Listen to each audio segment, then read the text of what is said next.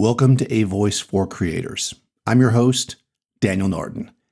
Today I want to talk about basically a statement. It's not an exact quote, so I'm going to say statement that I read in Tools of Titans, which I've mentioned before. It's a book by Tim Ferriss.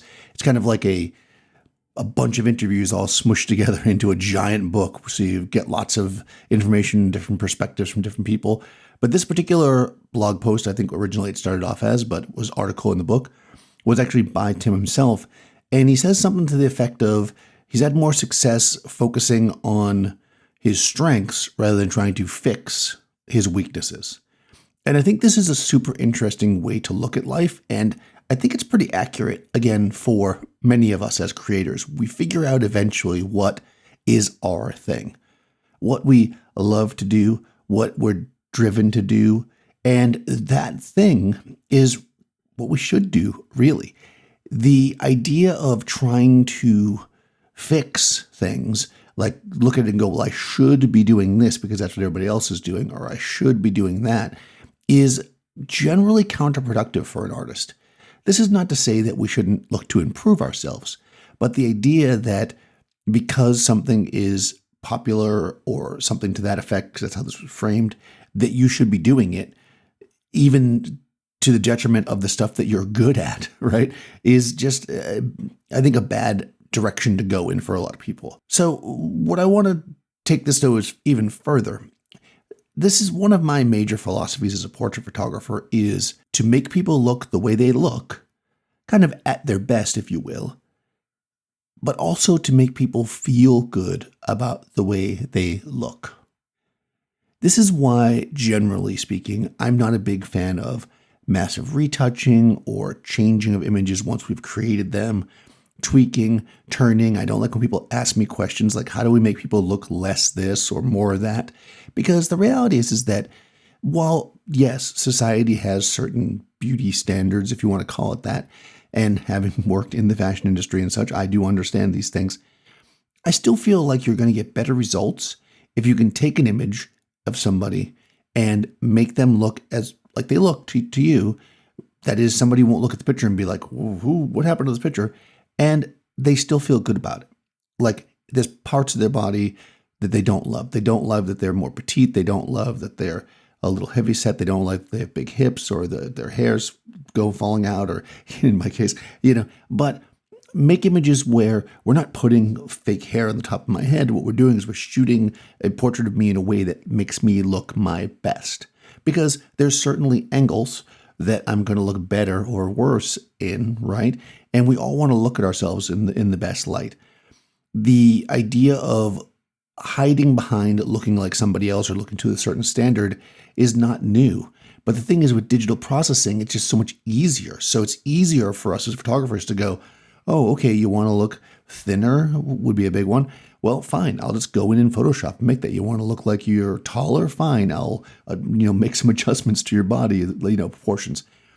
And I'm not talking about getting a little bit lower with the camera, because that's always so obvious. I'm talking about things that we're really adjusting to make people look completely different. Now, just to clarify here, if we're talking about a model or an actor and we're going for a certain look for a certain thing, that's different.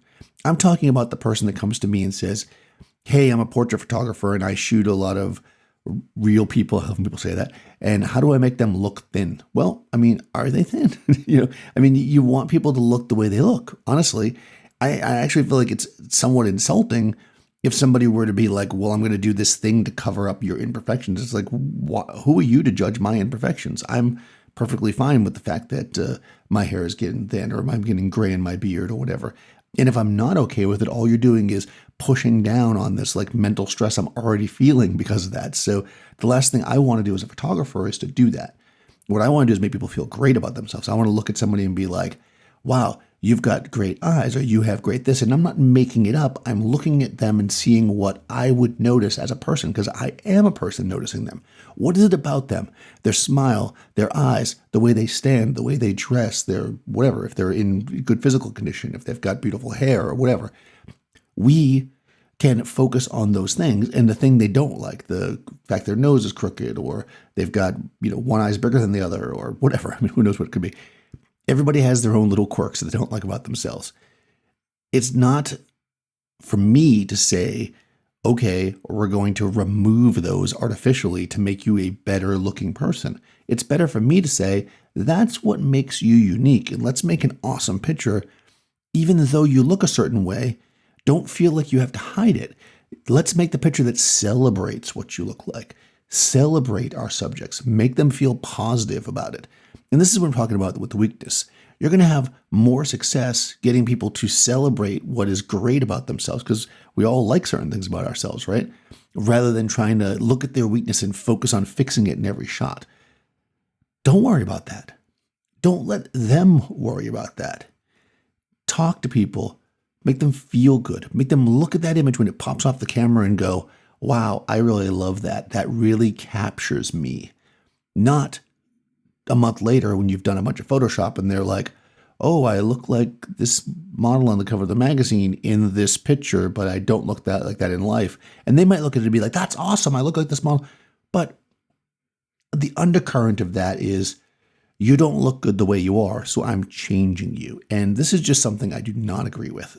So get a little soapboxy here, but I just thought that was kind of that statement, even though it wasn't exactly about that, really caught me. It caught me because we often try to tell people, fix this, fix this, fix this, instead of accepting people for who they are, looking at what's great about them, and then focusing on that. Let's bring people up. Let's make the best photos of people, focusing on their best attributes as they see them and as we see them, and not let's try to fix what doesn't need to be fixed. I'd love to know what you think. You can reach out to the show, daniel@dnphoto.com. All that information's in the show notes, including a link to the book I talked about. You can also find a link to my Discord server if you want to join up over there and join the conversation. There's also a link to my Patreon if you want to support the podcast. Another way to support the podcast, just share it around. Send this podcast to somebody you know that listens to podcasts, whether they're a creator or not. Perhaps they'll find something interesting here. In any case, I'll talk to you soon.